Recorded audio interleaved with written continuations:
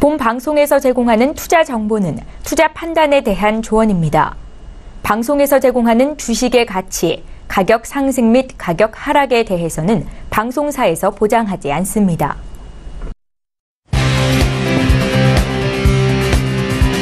슈퍼스탁 발굴 프로젝트 글로벌 슈퍼스탁의 김민아입니다. 어느새 가을 잠자리가 하늘을 가득 메우고 있습니다. 잠자리는 늘 날개를 곧게 펴고 있다고 하는데요. 이는 빠르게 날아올라 먹이를 포획하기 위해서 늘 비행 준비를 하고 있는 거라고 합니다. 잠자리에게는 곧게 편 날개가 무기라면 우리 투자자분들께는 글로벌 슈퍼스탁을 시청하는 것이 증권시장을 대응하는 무기겠죠. 조금은 고단한 월요일 아침 이번 주도 글로벌 슈퍼스탁과 함께 해보시기 바랍니다.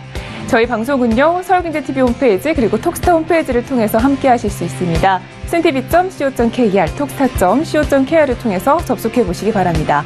참고로 본 방송에서 제공하고 있는 정보는 투자 판단에 대한 조언일 뿐 주식의 가치나 수익률을 보장하고 있지 않습니다. 저희 서울경제TV는 자본시장법을 준수하여 1:1 투자 상담, 유사수신행위, 무인가 영업행위, 불법 대여계좌 홍보 및 가입 권유 등 모든 불법 사항들 엄중하게 금지하고 있습니다. 네, 시작하기 이전에 시장 동향부터 체크해 보도록 하겠습니다. 먼저 국내 시장으로 가보겠습니다. 코스피 지수입니다. 현재 코스피 지수는 0.06% 소폭 하락하면서 2280선으로 유지하고 있습니다. 현재 양시장에서는 모두 외국인과 기관의 동반 매도가 나오고 있는데요. 기관은 394억 원 정도 매도 중이고요. 반면에 개인은 나홀로 471억 원 매수 중입니다. 코스닥 지수입니다. 코스닥 지수는 오전장에 상승 출발을 했지만 이내 상승폭을 모두 돌려냈습니다. 현재는 0.23% 하락하면서 816선을 유지하고 있습니다. 역시 코스닥 지수에서도 외국인과 기관이 동반 매도 중인데요. 개인은 나홀로 297억 원 정도 매수 중입니다. 현재 국내 시장에서는 방북에 대한 기대감이 여전히 남아있는 가운데 미중 무역 전쟁이 또한 우려감으로 남아있습니다. 이어서 해외 선물 지수 함께 체크해 보겠습니다. 먼저 나스닥 지수입니다. 현재 나스닥 지수는 0.17% 상승하면서 7,451선으로 이어가고 있습니다. 이어서 S&P 500 지수입니다. S&P 500 지수는 0.14% 상승하면서 2,878선으로 유지하고 있습니다. 달러 인덱스는 미국의 고용 지표 호조로 나타나면서 상승세를 보이는 모습이었는데요. 0.01% 상승 하락하면서 현재는 95선으로 이어가고 있습니다. 반면에 금시세는 내리는 모습이었습니다. 현재는 0.02% 소폭 오르면서 1195선을 유지하고 있습니다. 마지막으로 크루드 오일입니다. 크루드 오일은 0.47% 상승 중인데요. 현재는 68달러로 거래 중입니다. 이어서 중국 시장으로 가보겠습니다. 지난주 금요일장 시세를 알려드립니다. 상해종합지수는 지난주 금요일장 내내 상승하는 분위기였습니다. 0.4% 상승하면서 2,702선에서 마감했습니다. 반면에 항생지수는 보합권으로 마감했는데요. 0.01% 하락하면서 26,973선에서 마감했습니다. 이어서 암호화폐 시장으로 가보겠습니다. 9시 기준이고요. 업비트 기준의 시세를 알려드립니다. 현재 모든 코인들이 현재 상승하는 모습을 보여주고 있습니다. 대부분의 코인들이 상승을 하는 모습인데요. 현재 비트코인은 0.21% 상승하면서 725만 원대에서 거래 중입니다. 다른 코인들의 시세도 함께 체크를 해보겠습니다. 현재 모든 코인들이 강보합을 유지하고 있는 가운데 네오는 1.18%대 상승 중입니다. 마지막으로 거래량 순위별로 체크해 보도록 하겠습니다. 현재 이오스가 1위를 차지하고 있습니다. 거래량 수준으로 보시면 1위와 2위, 3위는 별다른 폭의 수준이 없는 별 다른 모습이 없는 모습이고요. 4위에는 에이다, 5위에는 리플이 차지하고 있습니다. 네, 이렇게 해서 모든 시세 확인을 해봤습니다. 이제 본격적으로 이슈 분석으로 들어가 보겠습니다. 저희 최윤 캐스터와 함께 이슈 분석 시작해 보시죠. 안녕하세요. 최희원입니다. 오늘도 이 시장을 뒤흔들 가장 핫한 이슈 2가지 외신을 통해 함께 알아보도록 하겠습니다. 그 이전에 오늘 어떤 이슈들 나와 있는지 함께 먼저 체크해 보시죠. 먼저 첫 번째 이슈는요. 미중 무역 전쟁에 관한 이슈입니다. 트럼프가 중국에게 추가 관세를 부과하겠다고 예고하고 나섰습니다. 외신들은 어떻게 보고 있을까요? 외신을 함께 살펴보고 이슈 분석까지 함께 이어집니다. 이어서 두 번째 이슈 함께 보겠습니다. 달러화 가치가 미국 고용 호조와 무역 긴장감 심화에 상승세를 띄었다고 합니다. 외신을 통해 함께 살펴보고 이슈 분석까지 함께 해보도록 하겠습니다. 먼저 첫 번째 외신 함께 보실 텐데요. 현재 파이낸셜 타임즈에 나온 기사를 저희가 소개를 해드리도록 하겠습니다. 미국 정부가 중국산 수입품에 2천억 달러의 관세를 부과하기로 결정한 가운데 트럼프 미국 대통령은 이보다 더 큰 규모의 추가 관세를 부과할 수 있다고 위협했다고 합니다. 역시나 트위터를 통해서 또 재미있는 말 한마디를 남겼는데요. 함께 보도록 하겠습니다. 현재 이 트럼프는 트위터에서 이렇게 밝히고 있습니다. 미국 측이 중국에게 차를 팔면은 25%의 관세를 부과하는 반면에 중국이 미국에게 차를 팔면은 2% 정도의 이 관세만을 현재 부과당하게 된다. 이렇게 보시면요. Does anyone think that is fair? 이렇게 제목 나와 있는데요. 이것이 정당하다고 생각하는가라며 직관적이고 또 솔직하게 이야기를 하고 있습니다.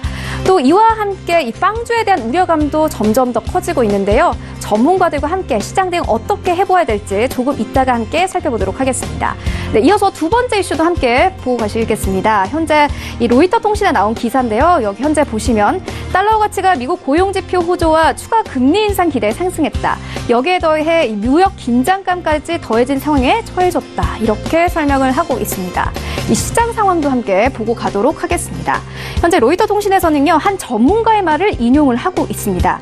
현재 이 달러화는 고용지표 발표 후 채권 시장과 반대로 움직이는 반사작용을 보였다라고 현재 이야기를 하고 있는데요. 이 금리와도 또 연결이 되겠죠. 지금부터 이슈 분석 함께 해보도록 하겠습니다.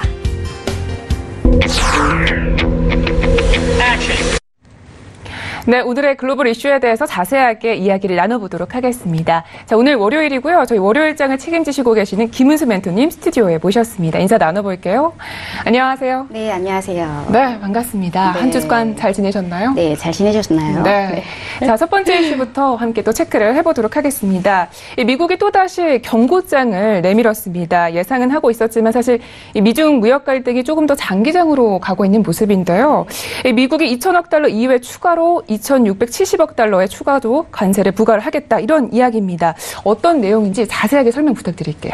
네, 현재 지금 이 기사는요, 도널드 트럼프 대통령이 현재 시간 7일이었습니다. 2천억 달러 규모의 중국산 제품에 대한 관세 부과 이외에 추가적으로 2,670억 달러 규모의 추가 관세 부과가 준비되어 있다라고 경고를 했습니다. 사실상 이 말은요, 중국의 이 대미 수출액 전체에 이 관세를 부과하겠다라는 위협과 같은데요. 이 더불어서 이는 또한 2천억 달러 규모의 관세 폭탄을 현재 지금 앞두고 있지 않습니까? 이 강행을 하기 전에 이 대중국 압박을 좀 한층 더 강화를 시키려는 그런 포석으로 풀이가 되고 있습니다. 트럼프 행정부는 이미 지금 산업기계류, IT, 반도체를 포함한 전자부품에 500억 달러 규모의 중국산 제품에 25% 관세를 부과했었죠. 지난 중국도 이제 물러서지 않고 동일한 규모의 이 보복 관세로 맞대응을 했는데요.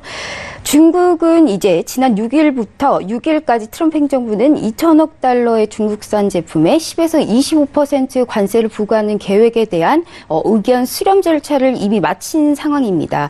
해서 사실상 지금 강행만 남은 상황인데요.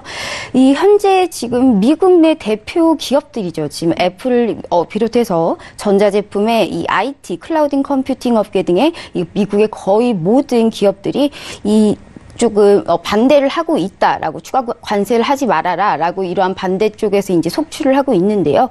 이 문제가 사실상 이제 현실화가 된다라고 했었을 때는 중국보다는 오히려 지금 미국 소비자들한테 더욱더 피해가 악화가 될 수 있다, 이런 이제 말들을 예상을 하고 있습니다.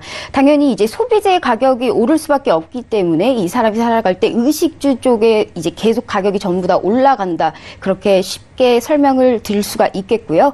아무튼 이러한 불안정 요소들로 인해서 지금 투자 심리에 악영향을 끼치고 있는 상황입니다. 그렇기 때문에 전날장의 뉴욕 증시 모두 하락 마감을 했죠.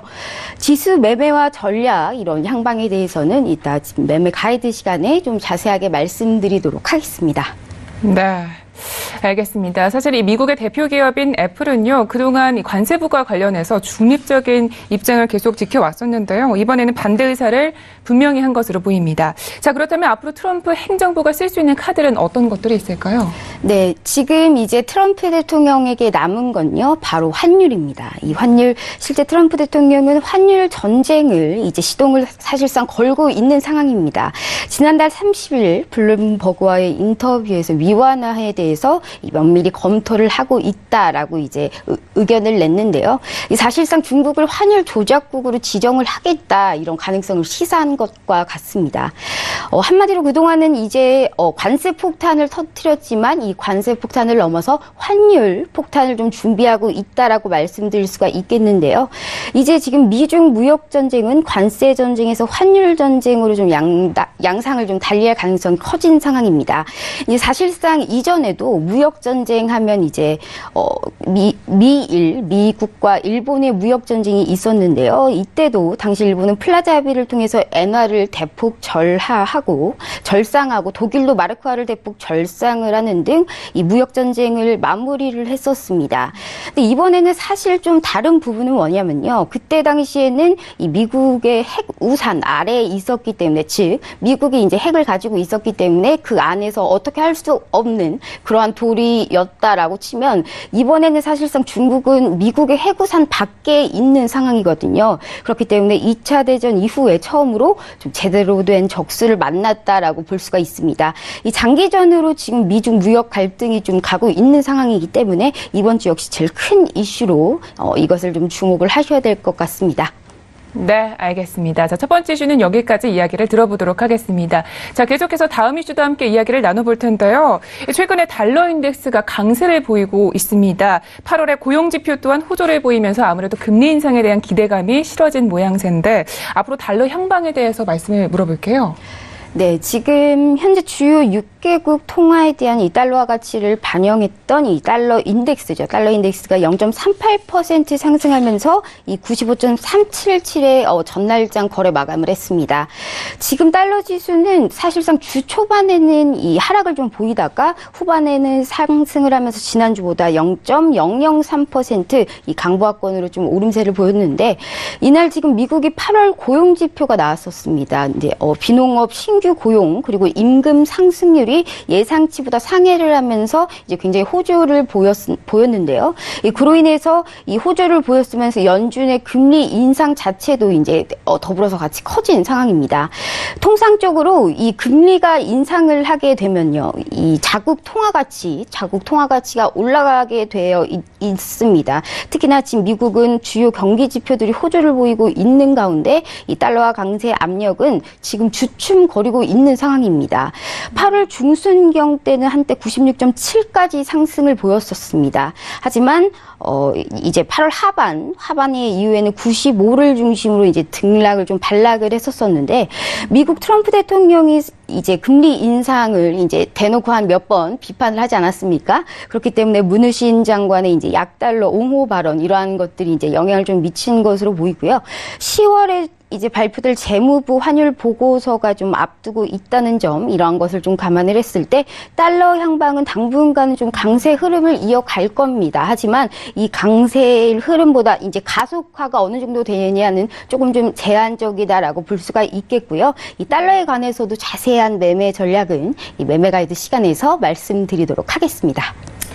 네, 달러 같은 경우는 이전보다는 변동성이 줄어든 모양이지만 앞으로 좀 상승할 수 있다라는 부분에 중점을 두셨습니다. 자, 그렇다면 이번 주에는 저희가 집중해야 할 주요 경제 지표들 어떤 것들이 있을까요? 네, 제가 월요일마다 항상 이 주요 일정과 이 전략들 항상 말씀해드리는데요. 이번 주 뉴욕 증시에 이제 주목을 하셔야 될 부분은 이제 총 4가지로 축약을 할 수가 있겠습니다. 첫 번째로는 미중 무역 관세 이 충돌 가능성, 그리고 두 번째로는 중국과 미국의 실물 경제 지표, 그리고 세 번째로는 연준 위원들의 발언이 좀 예정이 되어 있고요. 네 번째로는 국제 유가의 향방입니다. 특히 지금 미국이 2천억 달러의 지금 2천억 달러를 넘어서 이제 추가 관세 부과에까지 이제 얘기가 나오고 있지 않습니까? 그렇기 때문에 중국 제품에 대한 관세 발효 여부에 따라서 이 변화가 조금 예상이 되고 있고요. 한편 중국의 실물 경제 지표가 14일에 발표가 됩니다. 이후에 중국 정부의 부양책 기대감도 어느 정도 좀 주목을 하셔야 된다라고 볼 수가 있겠고요. 이번 주에 베이지북 그리고 연준 위원들의 발언이 계속 쭉 이어져 있는 상황입니다. 이를 통해서 이 달러의 변화도 시장에 영향을 영향을 줄 것이다라고 전망이 되고 있고요. 마지막으로는 이 유가 관련 EIA, OPEC, IEA, 에너지정보청 이런 데 주요 기관에서 월간 보고서 발표가 있기 때문에요. 이 원유 시장의 변동성 확대 가능성에도 좀 주목을 하셔야 될 것 같습니다. 간단하게 표를 좀 보면서 말씀을 드릴게요. 오늘이죠. 10일 월요일에는 미국의 8월 고용 추세 지수와 7월 소비자 신용이 좀 발표가 됩니다. 라파엘 보스틱 애틀랜타 연은 총재가 좀 연설을 할 예정이고요. 11일 내일에는 7월 도매 재고와 7월 구인이직 보고서가 나올 예정입니다. 12일 수요일에는 8월 생산자 물가 지수 즉 PPI 그리고 이 연준의 베이지북이 발표가 될 예정이고요. 이 제임스 블러드 세인트루이스 연은 총재 발언도 예정이 되어 있습니다. 13일에는 8월 CPI가 나옵니다. 8월 실질 소득 지표가 좀 발표가 될 예정인데요. 또한 라파엘 보스틱 애틀랜타 연은 총재가 연설을 할 예정이고요. 이 다른 유럽 쪽을 좀 보시면요. 유럽 중앙은행인 ECB 그리고 영란은행 이 BOE에 대해서 금리 결정도 이날 예정되어 있다는 것도 주목을 하시면 좋을 것 같습니다. 14일 이제 마지막 날이죠. 8월 소매 판매와 수출입 물가 지수가 이제 발표가 될 예정입니다. 9월 미시간대 소비자 태도 지수 예비치도 좀 나올 예정이고요. 또 항상 제가 중요하게 말씀하고 중요하게 꼭 보셔야 된다고 하는 유가 관련 이 베이커 휴즈 시추기 이 횟수도 이날 발표가 되는 상황이고요. 찰스 에번스 시카고 연은 총재의 연설 또한 예정이 되어 있습니다. 네. 현재 13일에는요, CPI 지수도 굉장히 중요한 지수가 또 발표가 된다고 하는데요. 그렇다면 이번 이 주요 지표들에 따라서 저희가 어떻게 대응을 하면 좋을지 이야기를 들어보겠습니다. 아무래도 현재 계속 무역 전쟁이 계속되고 있고 또 달러화는 강세를 이어가고 있는데 어떻게 대응 전략을 꾸려보면 좋을까요? 이 대응 전략은요, 한마디로 좀, 미국의 이 대중국 2천억 달러의 이제 추가 관세가 이제 부과가 되지 않습니까? 그렇기 때문에 이제 중국이 이제 위완화가 좀 절하가 될 가능성이 높습니다. 그러면 이제 달러화 자체에서는 이제 좀 여건이 생기는 상황인데 이 추가적인 강세는 제가 앞에서 말씀드렸듯이 이 강세는 이제 어느 정도 제한이 되어 있다라고 이제 판단이 되고 있는 상황입니다.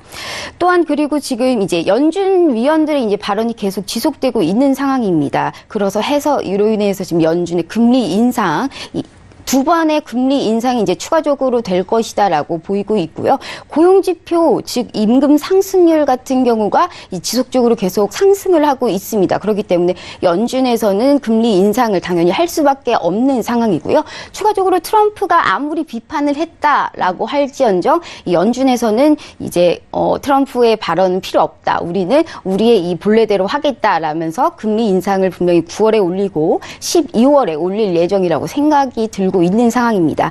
이 미중 무역 갈등에 대해서는 지금 한 채 양보도 없는 상황입니다. 하지만 11월 중간 선거에 이 미국 트럼프 대통령이 남아있기 때문에 그때까지는 아마도 큰 이슈를 만들지는 않을 것 같습니다. 이렇게 중간 선거에서는 그 전에 변동성이 굉장히 심한 이슈를 만든다는 것은 사실상 별로 좋지 않은 그러한 상황이기 때문에 그럴 것 같고요. 아마도 이제 미중 무역 갈등의 이제 합의점은 중간 선거가 끝나고 나서 중국과 미국의 양국 간의 이 정상들이 만나서 끝날 이 가능성이 굉장히 높은 상황입니다.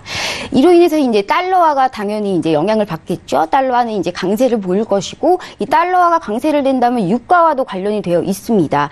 그리고 이 달러가 강세가 될 경우 이제 골드하고도 연관이 되어 있고요. 아무쪼록 이 달러의 강세가 어느 정도 이 제한적이냐, 어느 정도 상승을 하느냐에 대해서 특히나 이번 주에는 좀 주목을 하셔야 된다라고 볼 수가 있는 상황입니다. 네, 알겠습니다. 자, 그렇다면 이제 본격적으로 구체적인 매매 전략을 들어보도록 하겠습니다. 자, 이번 주엔 저희가 좀 어떻게 대응을 하면 좋을까요?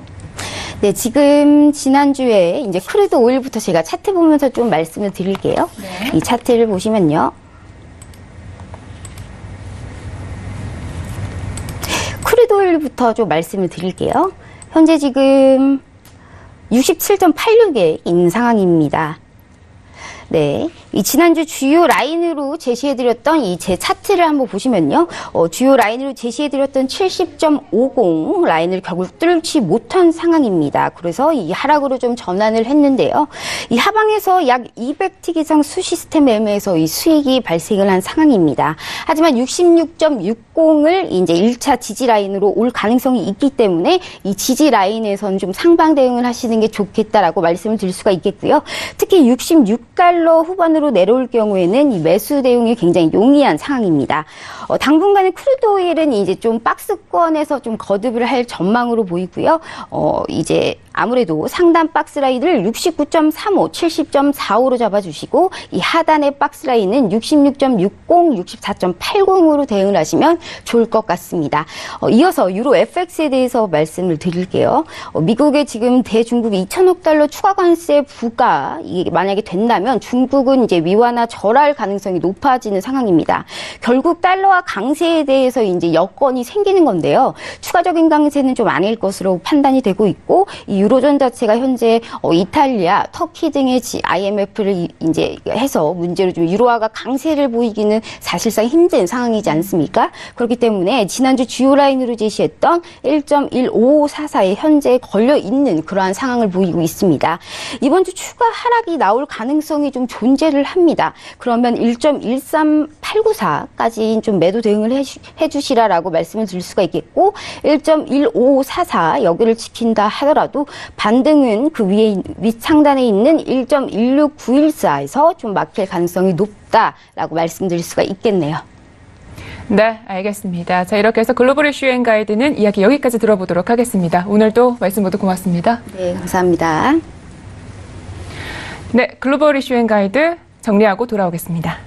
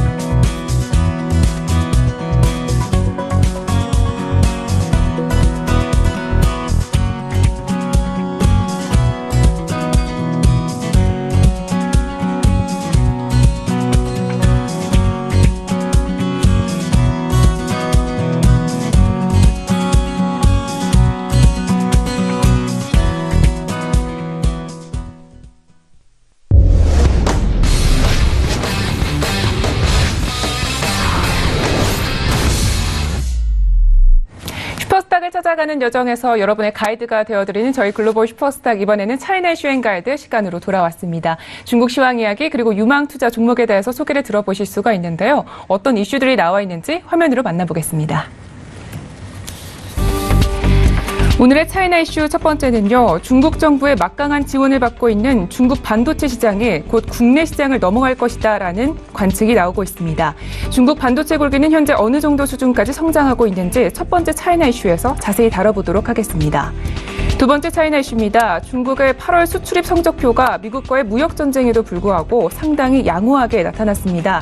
하지만 시장 내부에서는 이번 성적표에 담긴 의미를 각각 다르게 해석하고 있는데요. 관련 소식 잠시 후에 알아봅니다.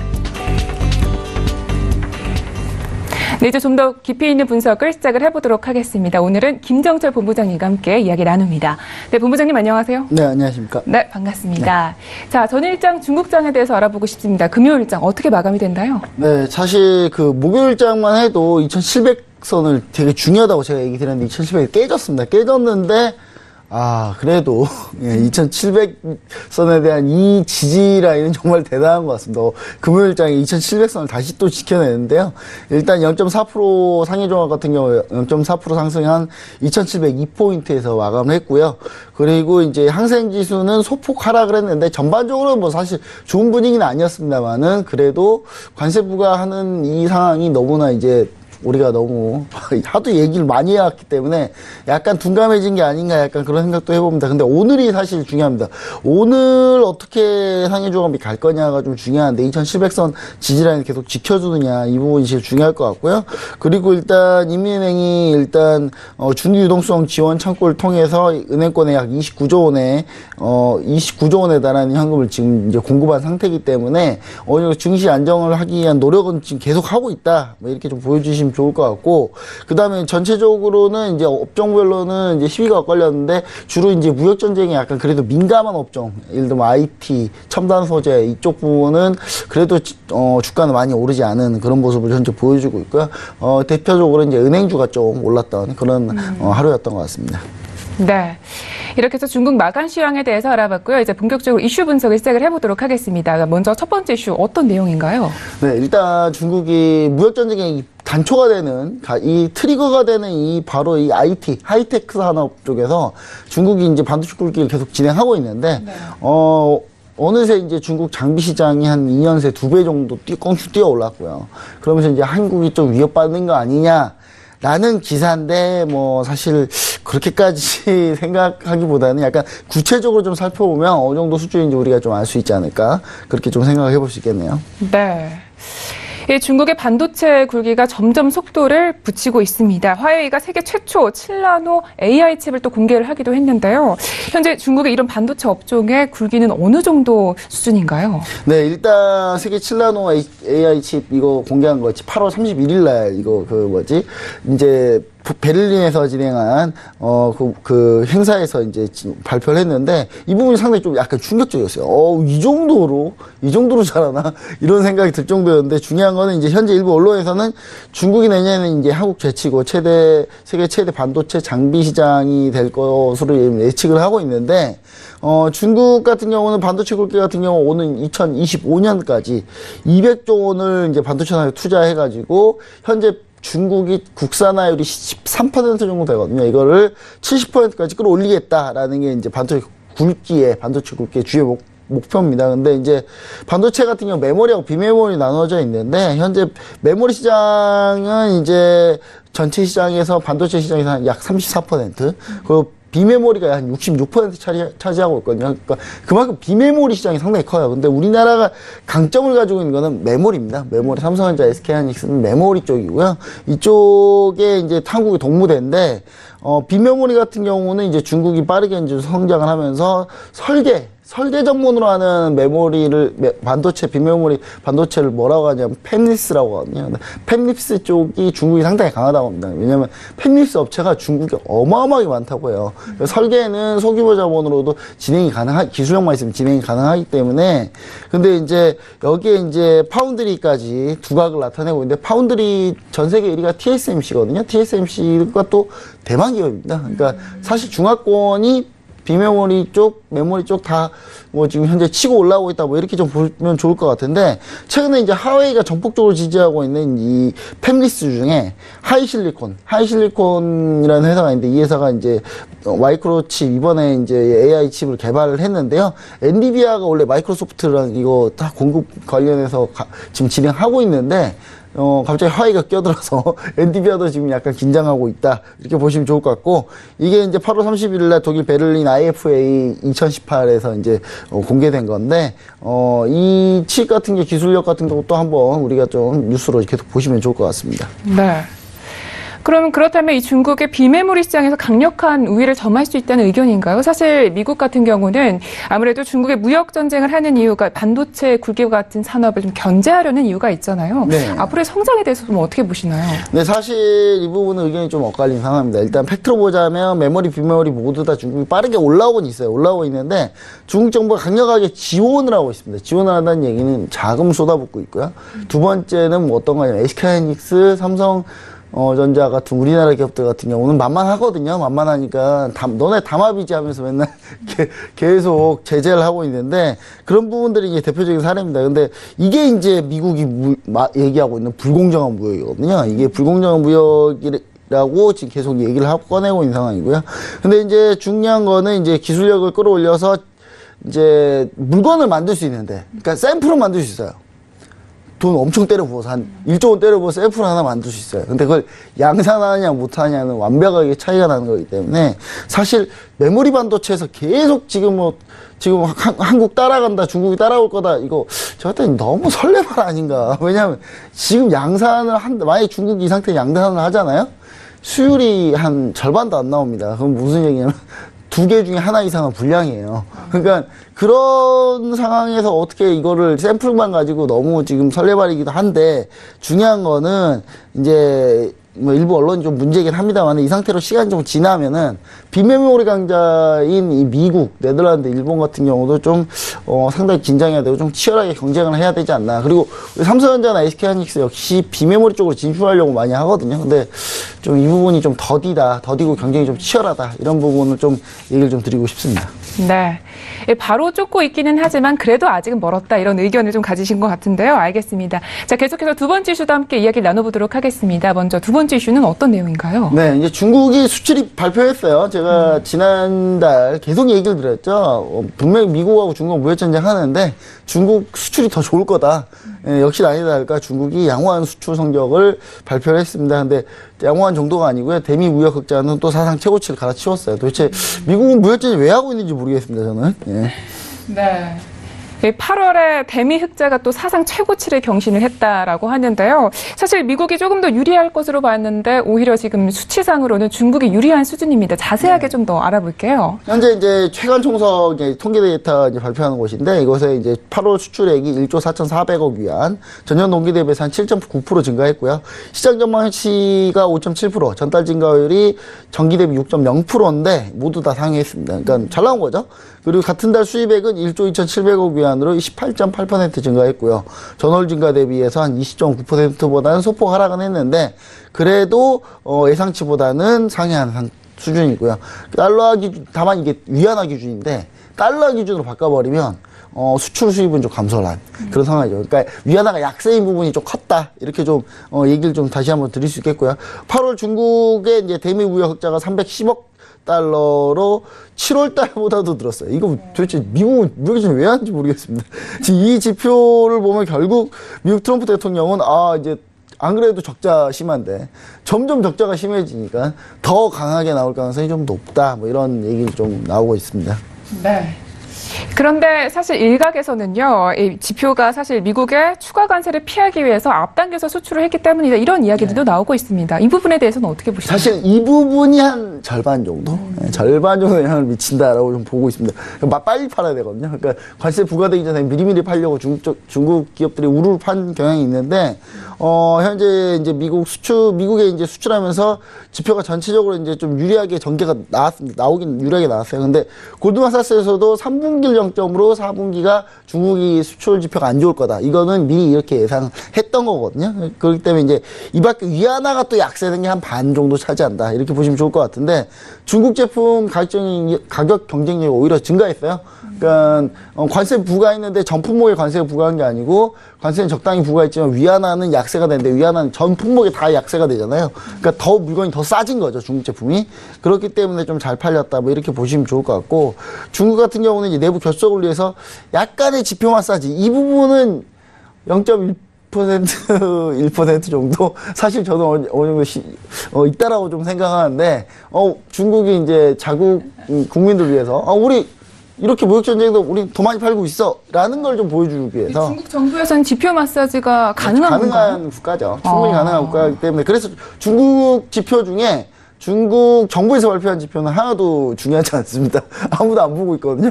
다만 그걸 민간기업이 조사에 발표해 대표적인 게 차이신 PMI 같은 건데 중국 정부에서 발표한 PMI 아무도 신경 안 쓰거든요. 다만 차이신 PMI는 되게 중요하게 생각하죠. 이제 그런 게 이제 그런 이유 때문인데 4분기에 중국이 이제 경기 부양책을 어떤 걸 쓰냐에 따라서 전체 수출 지표가 조금 더 바뀔 가능성이 좀 있다. 그래서 이 부분은 우리가 지표는 좀 잘 보고 가자라는 의미에서 가지고 나왔습니다. 네, 알겠습니다. 네, 이슈는 여기까지 이야기를 들어보도록 하겠습니다. 중국의 가격 경쟁력은 높아지고 있다고 하는데요. 그래도 지수는 아직 화답을 하지 못하고 있는 상황인 것 같아요. 네. 오늘장 좀 어떻게 대응을 하면 좋을까요? 네, 일단은 2700선 무조건 지키는 거 봐야 됩니다. 일단 그리고 지금 절대 선급하게 하시면 안 안 됩니다. 지금 무조건 관망하시고요. 일단 2천억 달러 관세 부과한 거 확인하고 불확실성 해소되고 이거 2천억 달러 추가 관세 나오면 지수 오른다고 보거든요. 왜냐하면 불확실성 다 끝나버렸기 때문에. 근데 중요한 건 그거 확인하고 가자. 확인하고 가자. 절대 중국 지금 증시는 지금 당장 잘못 들어가다 큰일 난다라는 부분 다시 한번 얘기 드리고 좀 계속 관망하시길 바랍니다. 알겠습니다. 관망세가 유리하다는 입장이셨습니다. 자, 그렇다면 본격적으로 매매 전략 시간으로 가보도록 하겠습니다. 그렇다면 오늘장 저희가 좀 매수해볼 만한 종목이 있을까요? 네, 매수해볼 만한 종목이 있는 건 아니고요. 사실 매수보다는 어떻게 보셔야 되냐면 지금의 종목을 제가 얘기 드리는 게 각 주요 종목마다 제가 전체적으로 리뷰를 한다 이렇게 보시면 좋을 것 같아요. 그러니까 지난주도 제가 마찬가지로 말씀을 드렸지 않습니까? 지난주도 종목 전체적으로는 좀 안 좋으니까 우리가 안 좋은 증시에서 굳이 투자를 성급하게 할 필요는 없거든요. 그래서 전체적으로 제가 리뷰를 해드렸는데 근데 리뷰가 어떻습니까? 전체적으로 제가 가져온 종목들이 그나마 수익률이 더 좋아요. 예, 훨씬 좋았습니다. 제가 지난번에 이제 평안보험, 중국 평안보험 들고 왔는데 중국 평안보험도 상당히 선전했거든요. 선전했기 때문에 주로 그러니까 중국 주식 하시는 분은 제 얘기만 들으시면 될 것 같아요. 그냥 제가 그래서 오늘 또 가져온 종목이 하나 뭐가 있냐면 상해자동차입니다. 상해자동차. 솔직히 상해자동차 제가 이거 예전에 가지고 나왔던 종목입니다. 상당히 좋은 기억이 있는 종목이죠. 이 글로벌 슈퍼스탁 처음 할 때 제가 딱 이거 가져와서 엄청나게 수익도 많이 내고 자랑도 많이 안 했어요. 대신 이거는. 그래서 오늘 자랑도 할 겸 자랑 제가 보시면 6월, 7월에 목표가 다 수익 실현하고 이제 쭉 밑으로 내려왔는데 목표가도 상당히 좀 잘 정했던 그런 종목 중에 하나였습니다. 상하이자동차 그룹은 600-104 상해에 상장돼 있는데요. 반기 매출이 당연히 자동차 회사입니다. 반기 매출이 약 17.3% 늘었고 순이익이 19% 증가했습니다. 1분기, 2분기 합쳐가지고요. 그리고 합작 브랜드, 중국은 어차피 자동차 합작 브랜드가 많으니까 합작 브랜드 판매량이 상당히 많이 증가를 했고요. 자체 브랜드가 엄청나게 증가를 했습니다. 상하이 자동차가 자체 브랜드가 상당히 강하다. 이 부분 좀 얘기 좀 드리고요. 주로 전기차 부분이 판매가 급증했는데 상하이 자동차가 전체 1위입니다. 1위인데 이 1위 계속 놓치지 않을 거다라는 거. 놓치지 않을 거예요. 뭐 이런 것 같아요. 그리고 추가 관세 부과 불확실성 해소 전까지는 대신 좀 접근은 일단 금지하자인데 제가 가격대를 좀 분할을 좀 제시를 해드리려고 그래요. 매수가를 28위안으로 딱 잡아 놓으시고 일단 1차로 매수를 한번 하는 거죠. 그리고 좀 추가로 밀리면 25.750 위안에서 2차 매수까지 해서 진행하면 상당히 안정적이다. 그리고 손절가를 23.800 위안 잡아 놓으시면 이 차트 하단 부분인데 이 부분이고요.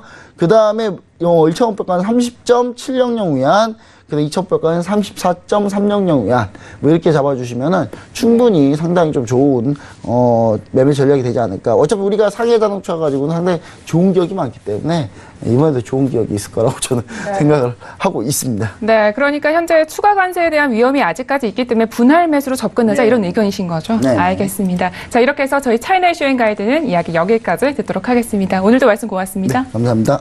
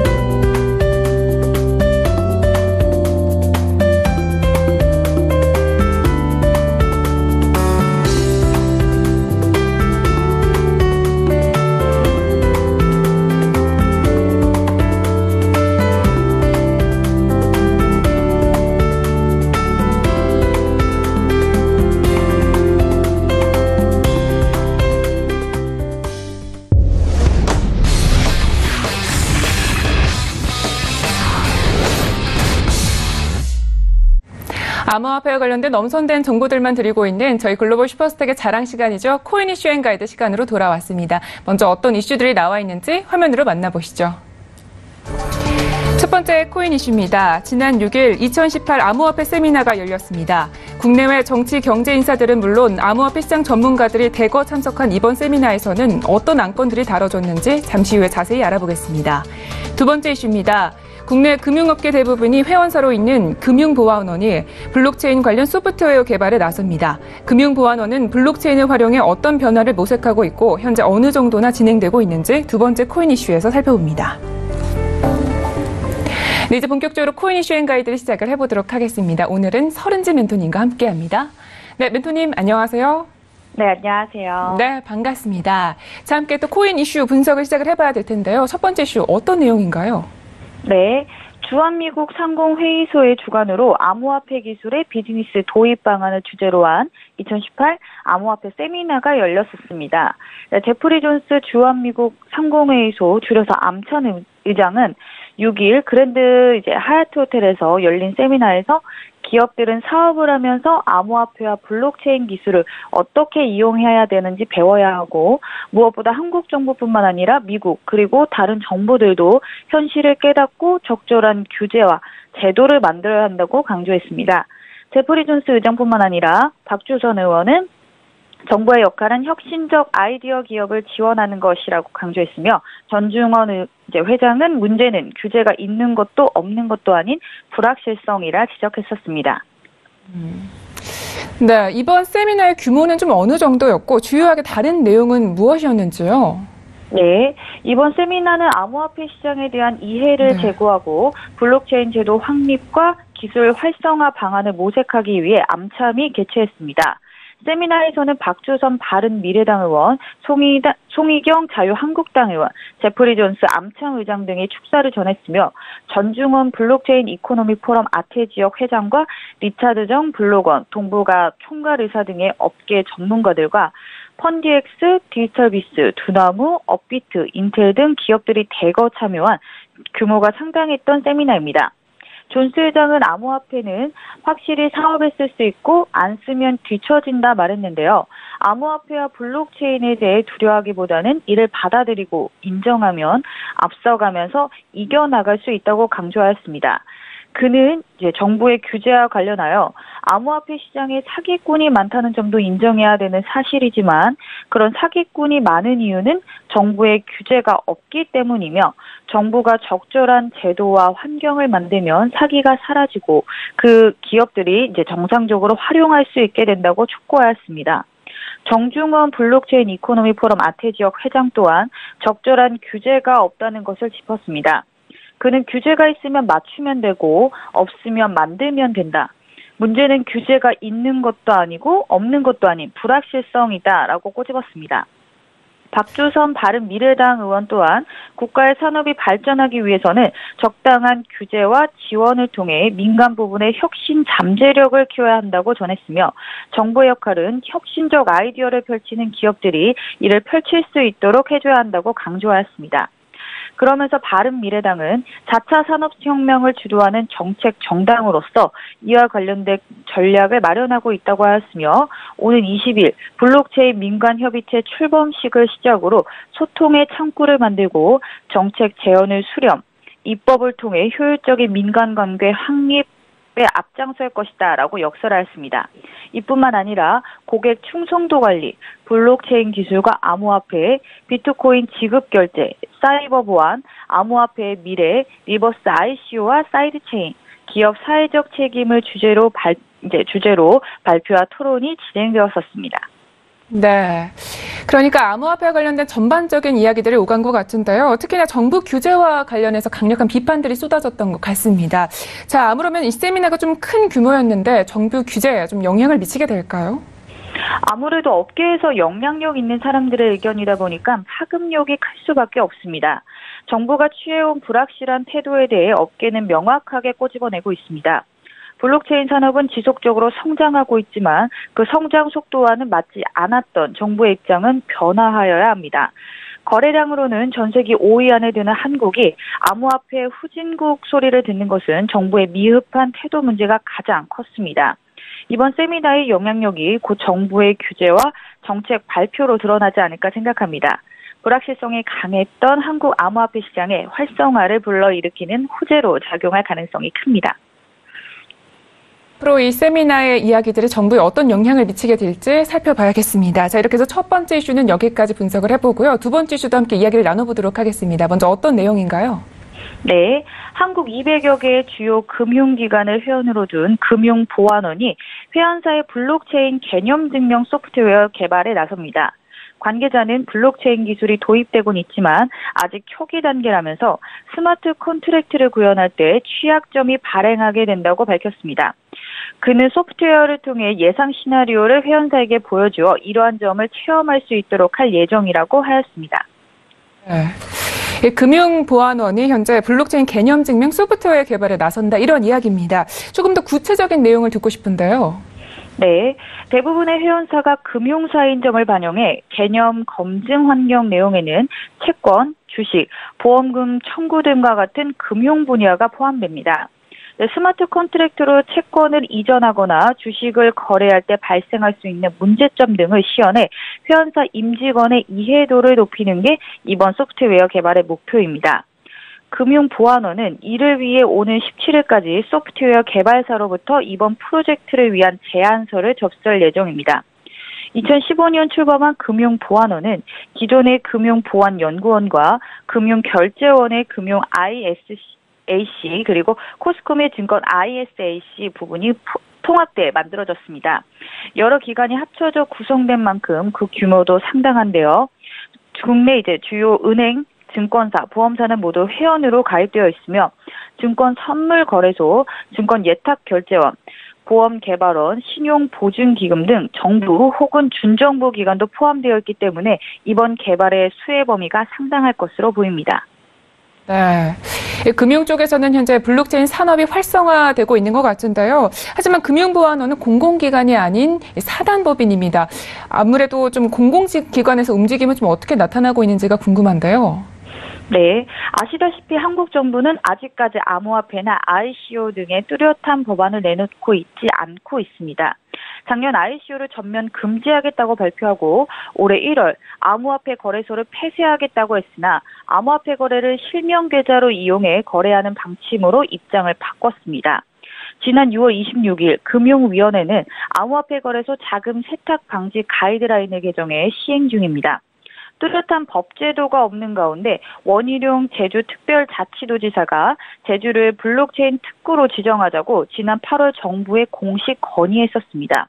제주도 안에서 블록체인과 암호화폐 관련 기업 사업 활동을 보장을 해주고 적절한 규제 모델을 만들자는 내용이었는데 당시 원희룡 지사는 명확한 기준과 규제를 합리적 관리 장치로 만들어서 블록체인과 암호화폐 시장의 순작용을 극대화하는 것이 전제라고 제주 특별자치도는 국제 자유도시로서 글로벌 비즈니스에 필요한 규제 혁신을 수행할 수 있다고 전한 바 있지만 정부의 입장은 아직 뚜렷하게 드러난 게 없습니다. 네. 그래도 이 민간에서 움직임이 나타나고 있기 때문에 아무래도 나비 효과를 좀 나타낼 수 있지 않을까 이런 기대도 해볼 수 있겠습니다. 자, 그렇다면 현재 이 암호화폐 관련해서 다른 나라들의 움직임은 어떤지가 궁금합니다. 여러 나라 중에 유럽연합을 살펴볼게요. 유럽연합은 현재 우리나라보다 한 발 앞선 움직임을 보여주고 있습니다. 바로 암호화폐 거래소와 암호화폐 공개에 대한 단일 법안을 만들기로 한 것입니다. 최근 각국의 암호화폐 법제화가 진행되고 있는데 EU의 방침은 적지 않은 영향을 미칠 것으로 보입니다. 외신에 따르면 EU 재무장관들은 7일부터 이틀간 회의를 열었고 암호화폐 환율에 관한 프레젠테이션을 마무리했습니다. 암호화폐 매매와 암호화폐 공개에 공통적으로 적용한 단일 법령을 만들고 이를 위해 암호화폐 투자와 보유 현황을 조사하는 등 정부가 시장에 적극 개입기로 의견을 모았습니다. 이날 회의에 참석한 재무장관들은 유럽 당국의 철저한 분석이 나온 후 암호화폐 시장을 규제하는 데 동의하였습니다. 특히 사기와 돈 세탁 방지를 위한 보안 기능을 포함해 해킹 문제를 중심으로 규제안이 마련될 가능성이 크다고 보고 있습니다. 또 금융 당국 관계자들은 올해 암호화폐가 현재 금융 시스템을 위협하지 않는다는 금융안정성위원회의 의견에 동의하였습니다. EU가 암호화폐 거래소와 ICO에 대한 공통 법령을 만들고 이에 대한 조사를 진행키로 잠정 합의했습니다. 그리고 합의문의 초안은 최종안으로 발표될 예정입니다. 유로화를 이용한 비트코인 거래 비중이 크지 않은 유럽 연합 역시도 암호화폐와 관련된 규제를 명확히 하려는 움직임이 강하게 드러나고 있습니다. 분명 한국 정부도 암호화폐와 관련된 입장을 공고히 하려는 시도를 할 텐데 아직은 시기상조라 판단하여 최대한 목소리를 낮추는 것 같습니다. 우리나라 내외로 크고 작은 움직임들이 이제 드러나고 있기 때문에 곧 정부의 입장을 들을 수 있을 것으로 보입니다. 네, 알겠습니다. 이렇게 해서 코인 이슈는 이야기 여기까지 듣도록 하겠습니다. 멘토님 오늘도 말씀 고맙습니다. 네. 네, 오늘도 저희 글로벌 슈퍼스탁은 해외 선물과 중국 주식 그리고 암호화폐까지 전 세계를 대상으로 유망 투자 종목 발굴하기 위해서 열심히 달려왔습니다. 저희 방송은요, 서울경제TV 홈페이지 그리고 톡스타 홈페이지를 통해서 더욱더 풍부한 정보들 받아가실 수가 있습니다. cntv.co.kr, 톡스타.co.kr을 통해서 접속해 보시기 바랍니다. 참고로 본 방송에서 제공하고 있는 정보는 투자 판단에 대한 조언일 뿐 주식의 가치나 수익률을 보장하고 있지 않습니다. 저희 서울경제TV는 자본시장법을 준수하여 1:1 투자 상담, 유사 주식 행위, 무인과 영업행위, 불법 대역의 정보 및 가입 권유 등 모든 불법 사항들 엄중하게 금지하고 있습니다. 네, 글로벌 슈퍼스탁 오늘은 여기까지입니다. 오늘 월요일 또 힘차게 시작하시고요. 저희는 내일 이 시간 찾아뵙겠습니다. 함께해 주신 여러분 고맙습니다.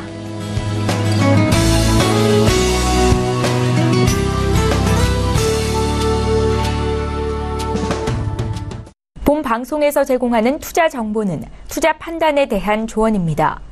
방송에서 제공하는 주식의 가치, 가격 상승 및 가격 하락에 대해서는 방송사에서 보장하지 않습니다.